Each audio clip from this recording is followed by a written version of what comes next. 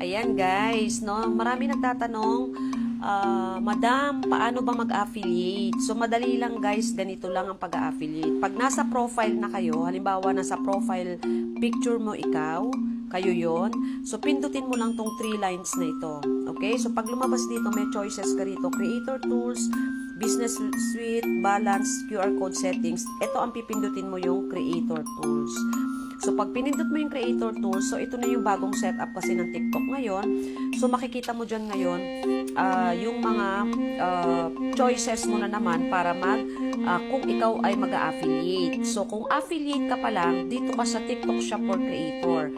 Pero kung gusto mong magbenta ng produkto, dito ka mag-a-apply sa TikTok Shop for Seller. Okay? So, ang kiklik po natin is TikTok Shop for Creator.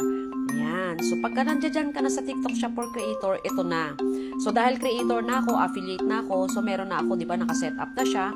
So, ikaw, mag-a-add ka pa lang ng mga products. So, paano ka mag-a-add ng mga products? So, punta ka dito. Ayan, explore nyo yan guys ha, kasi dyan yung makikita yung task and reward. Dyan yung makikita lahat ng mga gusto mong makita. I-check sa account mo, okay? As an affiliate. So, punta ka dito sa marketplace. Ayan. Pag napunta ka na sa marketplace, pwede ka nang mag-add ng kahit na anong gusto mong product. O, for example, hanap tayo ng gusto nating i-add. Okay? So, ganyan lang yan guys. Pwede kang mamili. Meron ditong button. May beauty, may health, may food beverages, may woman. Kung anong gusto mo dyan, ano? Trending shops, categories. Nandiyan dyan yung mga shoes. Kung anong gusto mong benta. So, dito tayo, halimbawa, gusto mo ng mga bags, okay?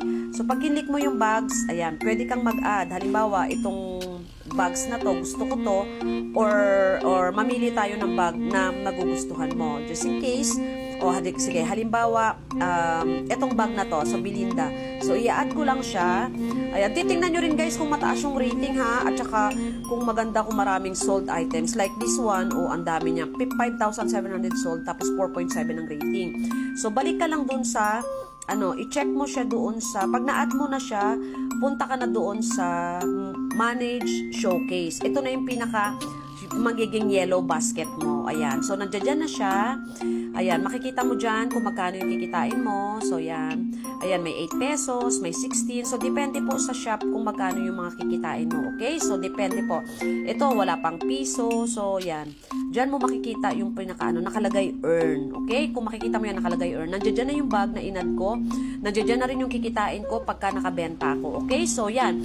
Tapos, wag niyong kalilimutan i-check lagi kung may sold out na. Okay? Yan. Kung may mga sold out items na. Huwag niyong kalilimutan kung may unavailable, lagi niyong i-check yan. Lagi, nakamonitor ako lagi dyan, okay?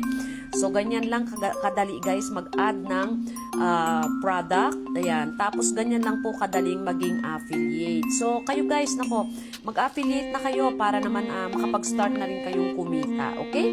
Yun lang guys. Maraming salamat at sana marami kayong natutunan. Salamat. Thank you. Bye-bye.